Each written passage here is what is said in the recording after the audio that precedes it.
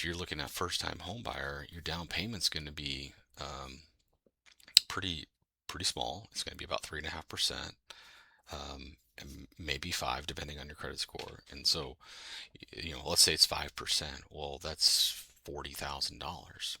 How the hell was I going to come up with $40,000? I couldn't save a freaking nickel. I had two small kids, and my wife was working side jobs, working furniture, and we were still scraping by. If she would have worked outside the house, it would have been worse because it wouldn't have paid daycare and nanny, and that's just not something that we were.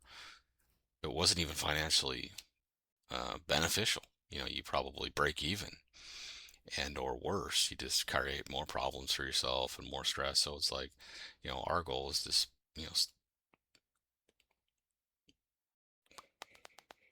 our goal is just have stay home and try to make it work. And we were doing a side business. But we just really, it just wasn't happening.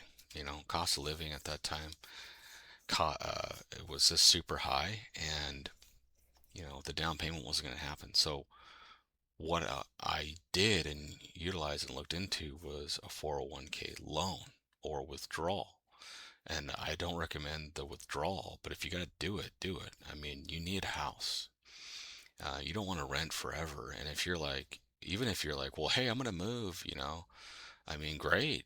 Buy the house and move. Rent it out. You're gonna have great options. So, don't get stuck on those details. And so basically it was like, hey, the down payment need to save $40,000. Well, not really.